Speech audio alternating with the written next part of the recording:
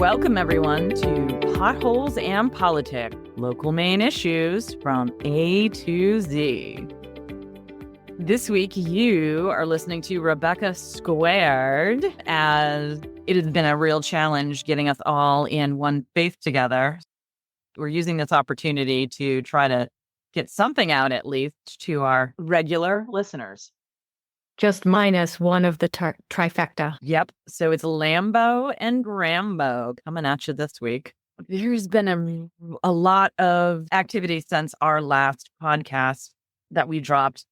But rather than go back all the way to, I think it was January. Oh, goodness. Thanks to that, we've been drinking from a fire hose of legislation. I think we're almost up to the thousands in the bills that have been printed. We sure are. I mean, Zoom polls and LPC meetings and public hearings and work sessions. We've all been running around like crazy. Yeah, interestingly, it is March and the beginning of March, for that matter, and already committees are assigning bills into a public hearing with less than 5 days notice. I think that goes against the rule, doesn't it? Thought it was 2 weeks. They set the rules. Oh.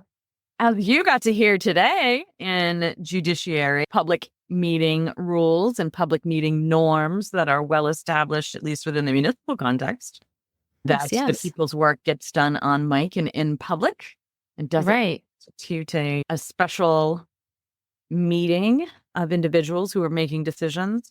There was an interesting bill that was before judiciary that had its work session today. Were you there for the public hearing as well? I do think I went back and watched the public hearing.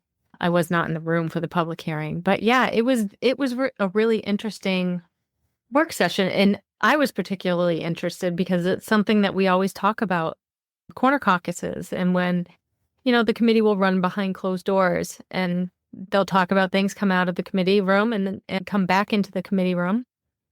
And then they take a vote, and you're not really sure what exactly was said behind those closed doors. And it doesn't feel like a transparent process to do the public's work. So this bill would require those caucuses to be subject to FOIA laws. That's LD 12. It was sponsored by Senator Bennett of Oxford. Remarkably didn't have any co-sponsors other than him on it. So yeah, usually 100% of the appropriations discussions happen behind closed doors. Right. So it's really challenging to figure out what influenced individuals into taking the positions that they have, particularly on appropriations bills. That was the committee that did that most consistently and much to the ire of folks that are involved in the legislative process across the board historically. I believe our former director was writing about that 15 years ago as being a problem. But now it seems like it's widespread practice that, particularly in this partisan legislature, that all of the discussions around how individuals come to the decision that they take on a piece of legislation happens behind closed doors, but they will come back on for a vote. I just can't imagine that flying in a select board process, for instance, or a planning board process. Right. It just creates so much confusion. Like they're meeting today here at 3:30. This could be a potential solution for the Broadway show that occurred on Tuesday. And then again on, was it Thursday when the Senate came back in to take up the supplemental budget? Yes. I don't know. The days are running together. It was a day that ended in Y. And it was... That narrows it down. Thanks. Yeah. That's what it feels like. It's just one constant run in over and over. And I'm sure it feels that way too for some of the folks that are straddling both the legislative work and that particular committee. Sure. But hopefully there is a solution to that whole budget debacle. It just didn't make any sense as to why the Senate passed it all the way till the end and then didn't pass it. That just didn't seem, well, it's productive at all for anybody. It's politics and not policy, but I guess, I think it's frustrating for all the folks that need that funding, but it's also interesting, I think, for folks that are looking at the process and how drastically it has shifted. And it's frustrating for me, people like me who need a concrete answer. Why did this happen? Well, you see, Well, the sun was out and the moon was high, and we just didn't want it to fly. I'm sure that is about as much of an answer as we'll get, because those are behind door caucuses. however, we digress. Yeah. So there was a lot of activity in one of your other committees this week as well, VLA. You had quite a few election bills that were worked and presented. Yes, on Monday, there was a public hearing on LD 266, and that bill had to do with updating voter registration signatures. Because in theory, this bill is correct. As they age, people's handwriting changes. Sometimes they have a medical condition or something that would, make their hand shake, or maybe they can't grip the pen or pencil as tightly as they used to. But understandably, our handwriting changes. However, there always is some sort of telltale sign or unique characteristic about our signature that usually you can tell. And testimony from the Maine Town and City Clerks Association was they have a lot of latitude when they're looking at in verifying signatures for a petition. The bill sponsor, Representative Smith from Palermo, she gave a personal story that was when she was getting her signatures, 7 out of those 25 weren't valid, and it was because they couldn't be verified for whatever reason, because their signatures just didn't match. And sometimes it's because it hadn't been updated for decades. So this bill would aim to correct that, although there was no testimony in support of this bill.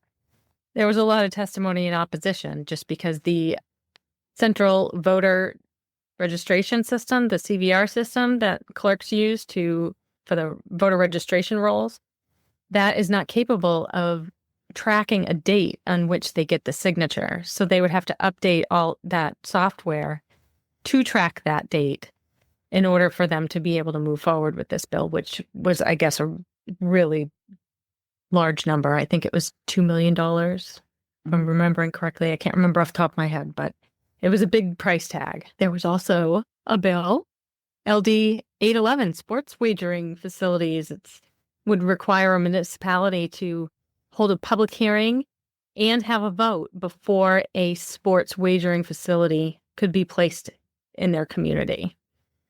MMA is supporting that measure too, because it's a good idea to hold a public hearing and have a vote, because that allows the public an opportunity to ask questions and understand the whole scope of the project and how it's going to affect them, and to get any questions answered that they may have.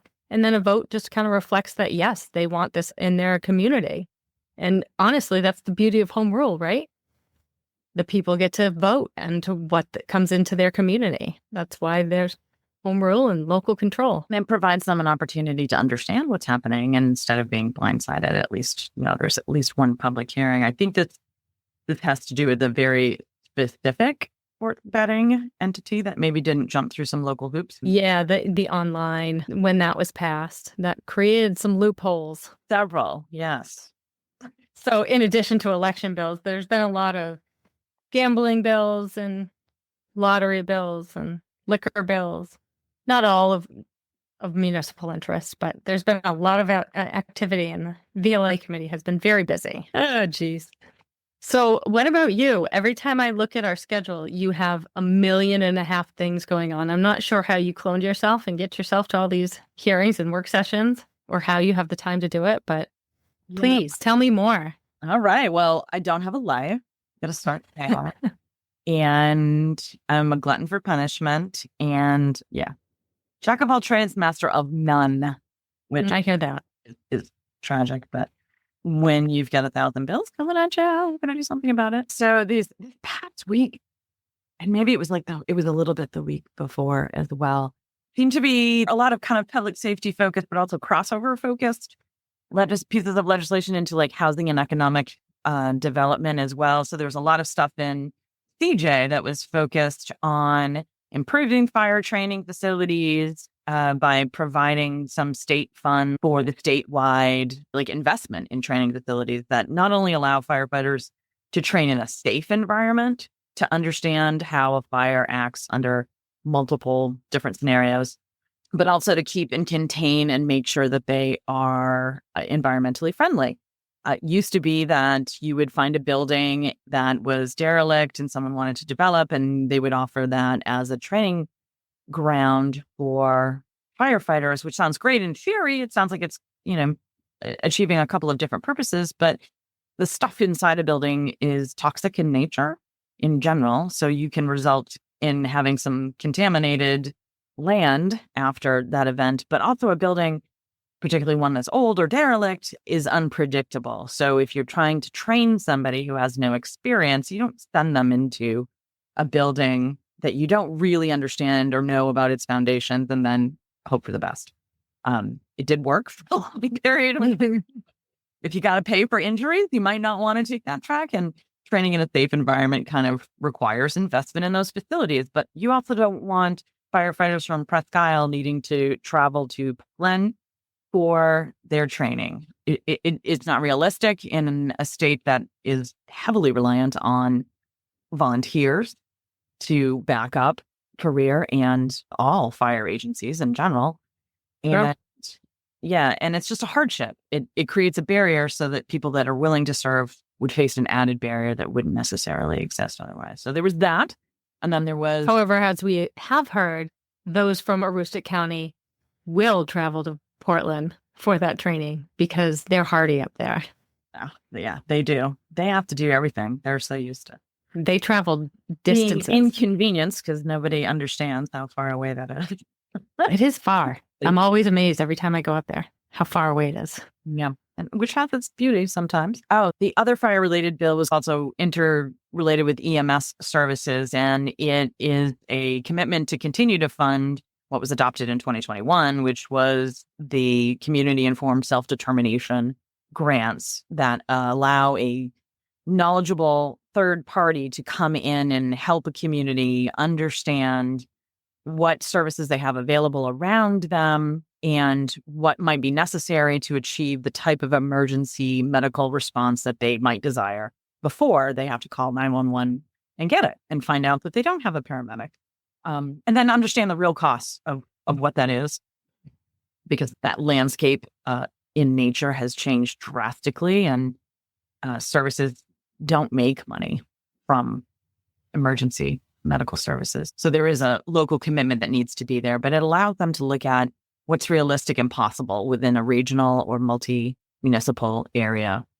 And that bill also, both of those bills got passed out of committee, which was great. However, on the day that they got passed out of committee in the Housing and Economic Development Committee, there was a bill that would negate the ability for a municipality to adopt the NFPA, which are the National Fire Protection Association standards, to have residences sprinkled, because the sprinkler system is deemed too expensive under the current construction prices by developers. That was something that MMA was against. It was something that all of the fire departments who have those ordinances are against, in part because they are historically densely populated and developed areas of Maine. These aren't...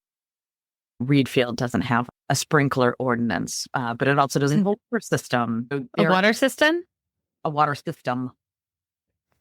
As a matter of fact, there is the Reedfield Corner Water Association. Oh, almost only have it on a corner. There's about 35-ish customers. Interesting. And it is managed by the Winthrop Utilities District. They manage everything. Was that Dan?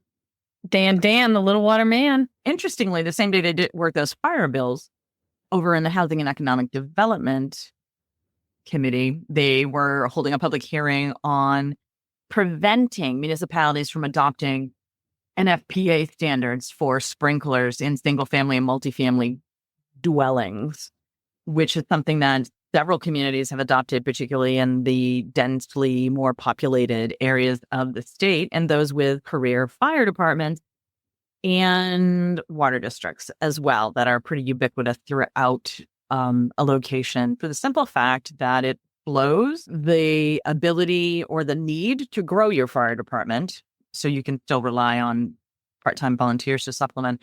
But this is a life safety issue, not only for the occupants of that building, but for the occupants of adjacent buildings. When a structure fire occurs, then you are endangering all the other buildings around you, particularly in densely populated areas. The opponents of that bill are really focused on the fact that, as the fire marshal's office and the fire departments and MMA, that you don't find death largely in sprinkled buildings unless there's been some sort of explosion or something that occurred prior to that.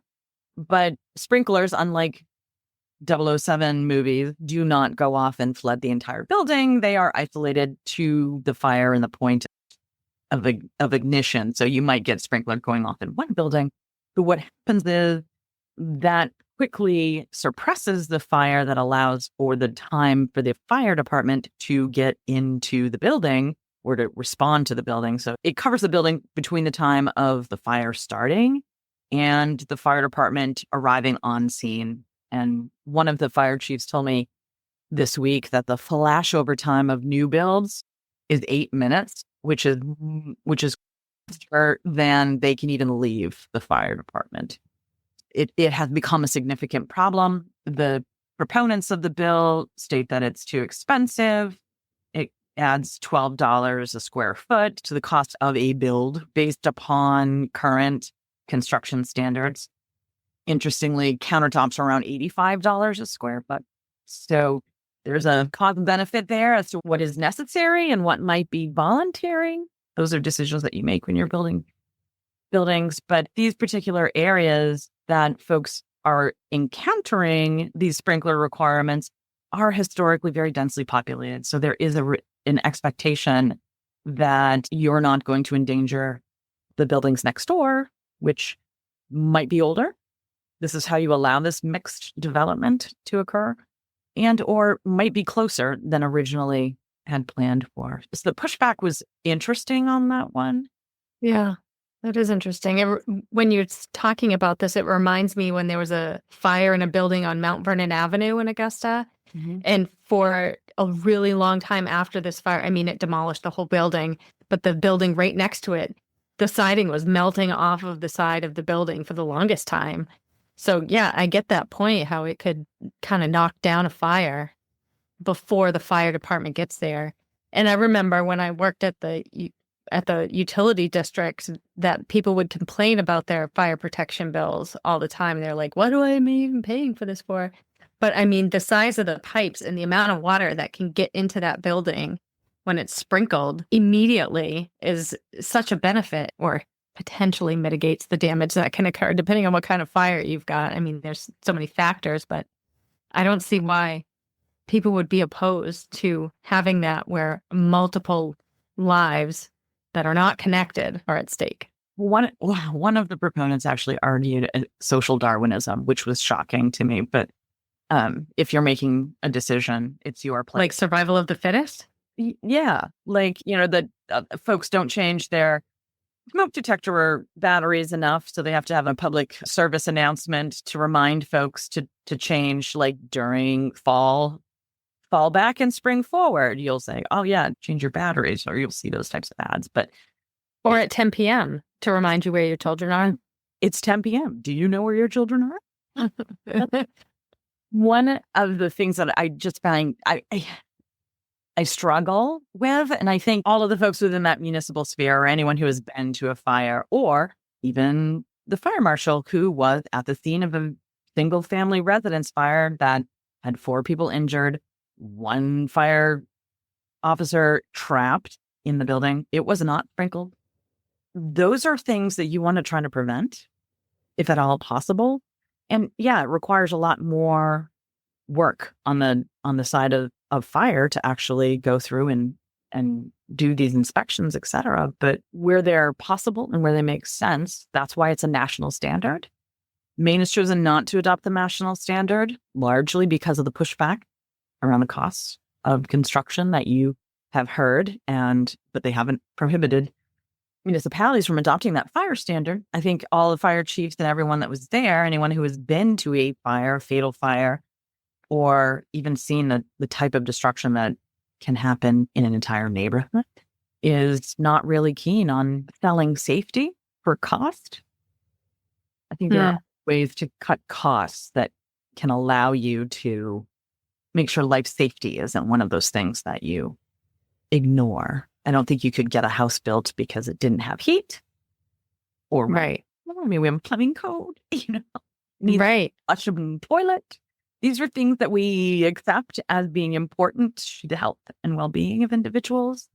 And while it's not adopted statewide, it's still extremely important. And it's probably even more important in those heavily developed areas that it exists. So there's that. I think that's even a work session at some point in time this week. Another more CJ bills that happened this week. One was the non-residential academy, which has been kind of a perennial request. Was it the MMA bill? There were two bills. So yes, the MMA bill was one of them. The MMA bill created basically a deadline that the board would need to adopt a path for non-residential academy. And the other one just removed residential from the statute to basically allow it by not saying how that academy needs to be constructed. It continually strikes me as interesting that there is this hardship, there's this recognized hardship that you can point to consistently from transfers of individuals who've signed up for college under criminal justice who decide that they're not going to do that. And one of the barriers is, and that consistently polled, is the residential piece of that more than 50% of the U.S. doesn't have a residential academy, but the United States as a whole has one of the shortest police training requirements in the globe. Japan has like 3 years, I believe. UK is 2. We have 18 weeks. National standard is 21. They are doing a job task analysis right now, which is going to probably say that they need to be trained longer, which is going to be harder in the facility and is probably going to require some hybrid approaches to how that gets delivered in general and some simultaneous runnings of trainings as it is. But it's also been a problem expressed in border communities who have a relationship with federal employees who live within their communities and serve as border patrol, and also have a relationship usually with those law enforcement agencies that are local. A number of communities have tried to recruit those agents as they've retired. They've retired at an age where they are still able to give back to their communities, and they've already been embedded and want to stay there. But the academy doesn't take their credentials as federal officers and consider them comparable. So as a 40-year-old who is retired from federal service, you would have to go back to the academy for 18 weeks in order to start all over again as though you were a fresh new officer. When in reality, you probably need some sort of bridging class as to the difference between federal government and federal enforcement and Maine enforcement. And to a certain extent, a lot of those folks already have that because they are deputized with powers to support their local community police. So they have the ability to enforce some Maine law already. A border patrol agent, you mean? Yeah. That's interesting. Yeah. It is really interesting because the academy will wave in individuals and compare them from other states without a problem to see that they have met the basic Maine standard. Residential is not part of that assessment. It's the curriculum that is the focus. So a lot of the pushback comes from some folks who are just uncomfortable with change. Somebody said something to me that she thinks that police hate in general are change and status quo. And exemplifies that. It has been asked for by a number of Southern Maine communities who are struggling, but also are on the borders with individuals that don't have residential requirements and wanted to send cadets to those academies because they could get them in there. And then we're told they couldn't. So there's a lot of backstory. So yeah. we treat out-of-state folks differently than we treat in-state folks. And then we claim that there's no issue. But Right. changes are coming. And what was really fascinating around the testimony around that was Mayor Dion. I wasn't quite sure where he was going. He started talking about his granddaughter, which was absolutely adorable, in a dress, and that his daughter had pulled up her Google Watch to show the dress and then flipped it over to Alexa in order to display the dress in a larger format so that he could see it. Well, he was only on his computer, but she was like flitting around, and this allowed this instant communication in that she has already expressed a desire to go into law enforcement, but she doesn't learn or operate in a world that doesn't have that virtual component. So this is the next generation of individuals is not learning the same way that Right. historically folks that maybe are embedded in that model understand. Right. I remember when this was talked about in the last session, and one of the arguments was that it establishes camaraderie and you get stressed and being away from your families and all that. And it seems like since COVID happened, there was a distinct shift in society, and a lot of the kind of quote unquote old school principles are just, people are like, why are we doing this? And they're seeking new ways. And I think that's a good question. I know that they're not doing a lot of the things that folks were talking about anymore. They're not waking individuals up. You're covered by workers' comp while you're in that space, by your community's workers' comp. If you are injured, that is on your community's workers' comp. So if you're being woken up and you're working beyond 40 hours, there's a case for overtime. I don't know that that's happening, but I'm saying like there are very clear labor-related reasons why that's not happening anymore. And increasingly, individuals who come into the workplace don't do that. They want their 9 to 5 and that's it. Right. And flexibility. Flexibility is big now. Yeah. I mean, not everyone's as messed up as Generation X with their workaholic self. Hey, we get done. And we have no life and we're all messed up. Well, to make sure the next generation is not, right? We'll help you up, but tell you what you did wrong at the same time.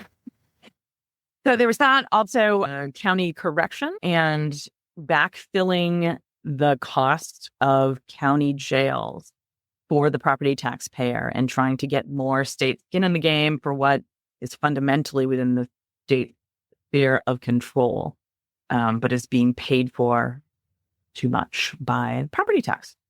So there was a bill that had a public hearing, an MMA bill on that has been printed. I don't know that that's been scheduled yet. That'll be coming as well. And then we covered in the bulletin the difference between the Bureau of Highway Safety's view of what implied consent means and how it should apply, and what the Secretary of State feels implied consent is. And that was a really interesting conversation that actually had some folks on the Criminal Justice Committee who have law enforcement history a little bit confused, because there was a talk about the administrative process and the administrative hearing versus the prosecution and what is involved in those spaces, and at what point in time your refusal to comply to testing of impairment constitute having your driver's license suspended because you failed to uphold your duty as a main license holder to submit to the request of the authorities for a test.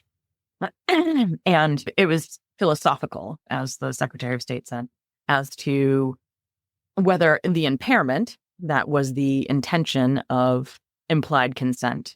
The intention of implied consent was to disincentivize driving while impaired.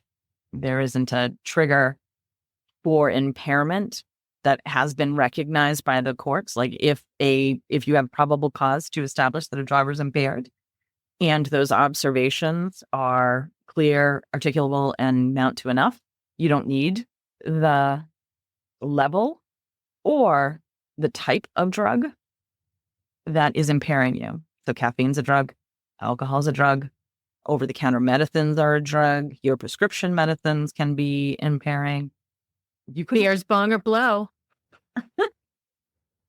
Doesn't matter what you do.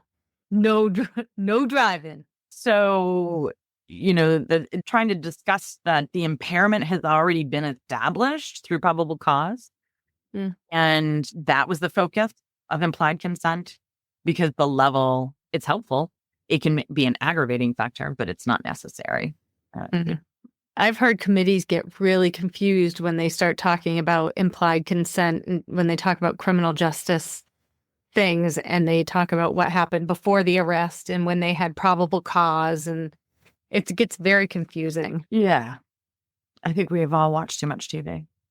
And there's a problem. It just, people end up conversations wind up spinning around, and then they go back and then they're like, but wait, I thought that you couldn't do that. And the difference between articulable suspicion and probable cause. There's, like much higher standards and thresholds. And leave it to the professionals. Just don't watch Law and Order. Or Dexter. Don't do that. Oh, Dexter. Yeah.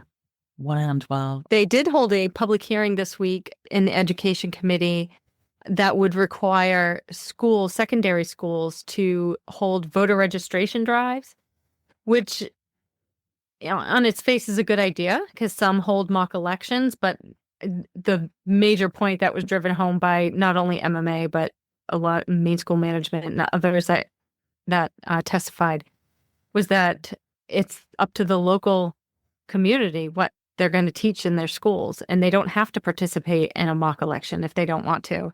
It's a great way to provide civic education and promote voter registration or promote voting and voter education, but requiring each community to do it probably wasn't going to fly, which I think the bill sponsor saw by the end of the testimony. But yeah, I would be all for bringing back civics education in a robust way.